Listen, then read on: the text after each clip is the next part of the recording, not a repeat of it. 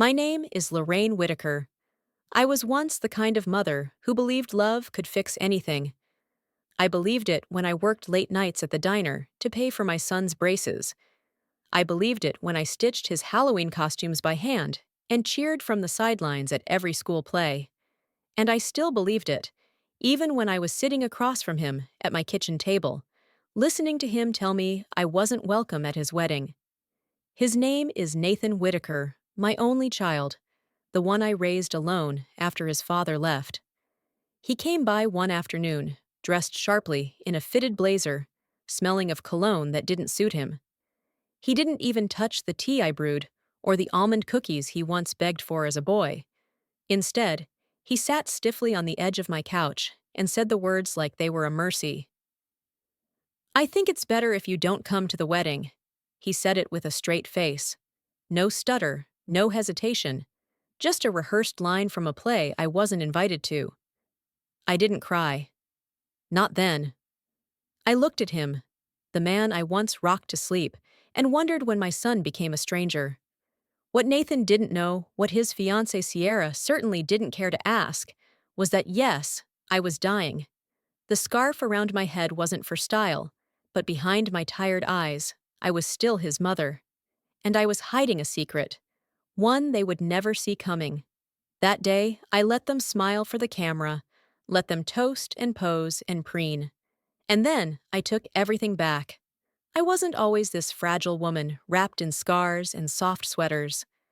Once, I was young, strong, and stubborn enough to raise a boy by myself in a house that leaked every time it rained. Nathan never saw the cracks in the ceiling because I patched them before he got home from school.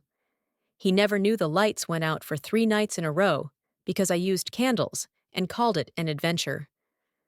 After Gregory, his father, walked out, I worked 2 jobs just to keep us afloat. Day shifts at the library, nights bussing tables. I came home with sore feet and swollen hands, but I never let Nathan see me break. He was my reason, my light, my only. Gregory didn't leave because I was hard to love. He left because he didn't want to love anyone more than himself. But I never told Nathan that. I protected his image of a father the way I protected everything else silently. I thought sparing him the truth was love. Over the years, I saved what little I could. I lived modestly, never buying what I didn't need. I reused tea bags. I hand-stitched my clothes. Every tax refund, every bonus, every spare dime went into quiet investments property I rented out. A stake in a small salon I helped a friend open. A conservative retirement account that grew slowly but steadily. I did it for Nathan, so he'd never have to struggle the way I did. I had planned everything. My will was written. His name was on every line. The house, the bank accounts, the rental properties, even the pearls he gave me when he was 12. I kept them in a velvet box with a tag that read for Nathan's bride. I imagined the day he'd find it all.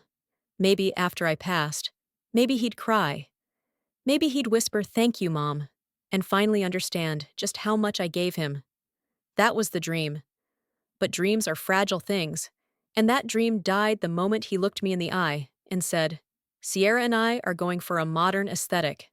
Minimal, curated, and your condition doesn't fit."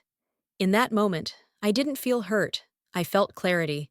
It was the first time in my life I realized Nathan never saw me. Not really. And if he couldn't see me now, he would never see what I built for him. So I stopped building. He didn't come alone that day.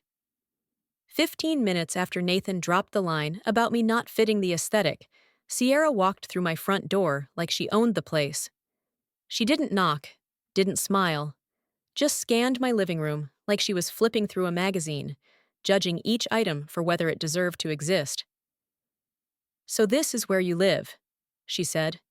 "It's quaint." Nathan didn't say a word. He let her talk, let her judge, let her belittle. I stood there still wearing the lavender blouse Nathan once complimented when he was 14, the one with the pearl buttons he used to play with as a toddler while I held him in my lap. I wore the same earrings he gave me for Mother's Day, a pair I hadn't dared wear in years. That day, I thought maybe it would mean something. Maybe it would bring him back to me. Instead, Sierra looked me up and down and said, "We've finalized the seating chart, Lorraine. I'm sure you understand. It's about the vibe, the presentation." I glanced at Nathan. He looked down, pretended to adjust his shirt cuff. "She means you'll make people uncomfortable," he finally mumbled. "The scarf. The cough.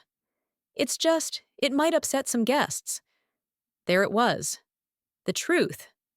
Ugly, naked, final. They didn't want me there, not because of my health, but because I didn't fit their idea of beauty, of perfection, of Instagram-worthy celebration.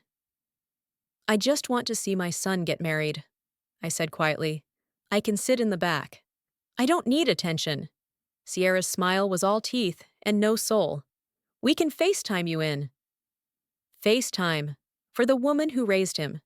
I nodded slowly, not because I agreed, but because I finally understood. This wasn't my son. This was a stranger in a suit, echoing the voice of a woman who saw me as an inconvenience. Then came the blow that shattered everything. "This is why Dad left you," Nathan said. Calm, controlled, cruel. It wasn't an insult, it was a revelation. He hadn't just erased me from his wedding, he'd erased me from his heart. I didn't cry. I didn't shout. I just stood there, staring at the tea I had poured for them, untouched. Still warm, the cookies uneaten. Then I whispered to myself, "Thank you for showing me who you really are." And something inside me shifted. Not into anger, but into resolve. That night, I didn't cry. I didn't pace or scream into my pillow like I might have years ago. I just sat on the edge of my bed, in my faded flannel robe. The one I used to wear when Nathan was in high school. The one he always teased me about. Because of the missing buttons. The house was silent except for the slow tick of the clock and the hum of the fridge. My hands were folded in my lap. My scarf itched, but I didn't take it off. It was holding me together. I rose before dawn and went to the closet where I kept an old filing cabinet beneath my winter coats. It hadn't been opened in years. I knelt slowly, joints stiff from treatment, and pulled out the drawer with the label final. Inside was everything my will: insurance papers, deeds to 3 rental properties, bank statements with balances Nathan never dreamed I had. I sat on my bed and opened the folder. There it was in black and white, every asset I had ever earned, saved, or grown, all marked for Nathan Whitaker, my only child, my only beneficiary, until that moment. I reached into the drawer of my nightstand and pulled out a gold letter opener. It had my initials --L.W. engraved on it. A gift from Nathan when he graduated college. I had treasured it for years. And now I used it to slice the will into quarters, then into eighths.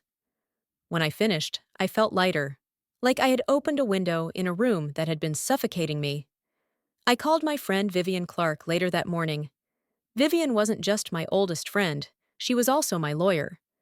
We'd sung in the church choir together when we were 19, watched each other bury parents, and dream big and lose things we thought we'd never get back. She picked up after 2 rings. "Lorraine," she said, voice thick with sleep. "You okay?" "No," I said, "but I will be. I need you to come by this afternoon. I want to rewrite my will." There was a pause. Then, "Is this about Nathan?" "Yes. He came by yesterday, told me not to come to the wedding, said I'd ruin the aesthetic." To Vivian didn't say anything, but I could hear the silence harden on the other end of the line. "And Sierra," I added. She suggested long-term care, somewhere quiet, peaceful, clean. "She means a nursing home," Vivian said flatly. "She does," I replied. I took a breath. "I'm not dying today," I said. "Today, I'm taking back what's mine." And that's when everything changed. The invitation arrived 4 days before the wedding. It wasn't from Nathan. It came in a thick, cream-colored envelope with embossed lettering and a return address. I recognized instantly my cousin Bethany in Atlanta. She'd always been the family messenger, the bridge between bridges burned.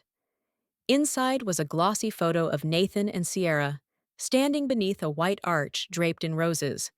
Her dress hugged her like it had been sewn from a filter. Nathan stood with one hand in his pocket, the other resting possessively around her waist.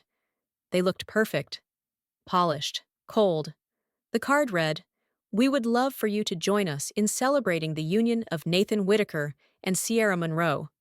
Quietly, of course. Please, sit in the designated family section and respect the couple's wishes." It was an invitation to be invisible, but I accepted it. Not for them. For me. On the morning of the wedding, I dressed with care. I wore my soft gray suit, the one I always save for Easter Sunday. I wrapped my head in a deep blue scarf lined with silver thread. I pinned a small doe-shaped brooch on my lapel, one my mother gave me when I graduated nursing school. My body felt small, worn, but my posture was steady. Vivian picked me up right on time, her navy pantsuit crisp, briefcase in hand. "You sure about this?" she asked. "I don't want revenge," I said. "I want closure. And I want him to see it before it's gone." We drove in silence to the vineyard, the road winding through rows of blooming grapevines and gentle hills. The venue was stunning canopies of white silk, chairs tied with ribbons, a string quartet playing Vivaldi. No expense had been spared, except, perhaps, on love. I took my seat in the third row quietly, just as instructed. No one recognized me. To them, I was just an old woman in a scarf and gray suit, another distant relative from a forgotten branch of the family tree. The ceremony began. Nathan walked down the aisle, looking sharp and proud. Sierra followed in glitter and grace, basking in the crowd's admiration. The officiants spoke of love and gratitude, and honoring the ones who raised us. Nathan shifted slightly, but he didn't turn around. They exchanged vows, rings, a kiss. The crowd rose in applause. I did not. As guests trickled toward the reception tent, I turned to Vivian and gave her a single nod. She stood, walked toward the couple, and delivered 2 envelopes, one to Nathan, the other to Sierra. Then she turned back and returned to my side. "Done," she whispered. I stood slowly, cane in hand. Across the field, I watched Nathan tear open the envelope. I watched the confusion spread over his face, then disbelief, then panic. He flipped through the pages, the new will, the signed letters, the donation receipts. Our eyes met across the vineyard. I didn't smile. I turned and walked away. Let him have his perfect wedding photo. Everything after that? It belonged to me. They thought I died. And for a while, I let them. A week after the wedding, the obituary ran in the Charleston Gazette, written exactly as I instructed Vivian. Simple. No photo. Just a quiet paragraph announcing the passing of Lorraine Whitaker, retired nurse, survived by no immediate family. There was no funeral, no flowers, no mourning dresses. Nathan didn't call. Neither did Sierra. I slipped out of Charleston 2 days after the wedding with nothing but a leather handbag, passport, and one final letter left on Vivian's kitchen counter. It read, "It's done. Thank you. Don't follow me." I boarded a flight under a name I hadn't used in decades. Elaine Matthews, my grandmother's maiden name. I landed in Senmira, a sleepy coastal village in southern Spain, where the air smells like oranges and salt, and time moves slower than memory. I rented a small white cottage with blue shutters and a sunlit courtyard where I now grow mint, basil, and lavender. In the afternoons, I sit on the stone bench, wrapped in a wool blanket, sipping tea and listening to the birds argue over crumbs. My neighbors don't know who I am, and I prefer it that way. They call me Ellie, the woman with the kind eyes and the scarf, who keeps to herself but always smiles at the baker and brings fresh herbs to the flower lady every Tuesday. They don't know about the money I gave away. They don't know about the son who threw me away first. Back home, I hear things have unraveled. Vivian writes to me once a month with updates I never ask for. Nathan tried to contest the will. He failed. Rosie Hill Foundation renamed their main shelter building Whitaker Hall after my story went viral, after someone posted a photo of me standing with the women I chose to help. The caption read, "She gave us everything her family threw away. I didn't ask for attention. But if my story helps even one forgotten woman remember her worth, then maybe disappearing wasn't an escape. Maybe it was the beginning. Since Sanmira, I am not dying. I am blooming, quietly, freely, and far from anyone who ever asked me to shrink just to make room for their shine. Some mornings, I still wake up wondering if it was all a dream. Did my son really say I was too ugly for his wedding? Did he truly look me in the eye and decide that appearances mattered more than love? Then I see the scarf draped over the back of my kitchen chair, the same one I left on the third row seat at his wedding, neatly folded, like a signature. And I remember, yes, it happened. All of it. They thought I was gone.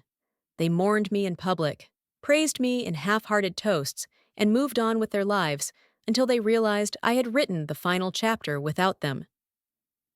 Nathan never got to say sorry, and I don't need him to. I didn't build a legacy for applause. I built it because women like me are too often erased, forgotten, edited out of their own stories. I wanted mine to end differently. So now I live in peace. I walk to the market on Tuesdays. I buy fresh bread and white lilies. I sit under a lemon tree with my tea and hum old church songs that only I remember. And sometimes, just sometimes, I smile knowing this. My silence said more than my presence ever could. And the scarf they left behind. Let it stay folded. Let it whisper in every quiet room. She was here. She saw everything. And then she chose herself. And to every woman listening, if they ever try to erase you, make sure your absence is louder than their rejection.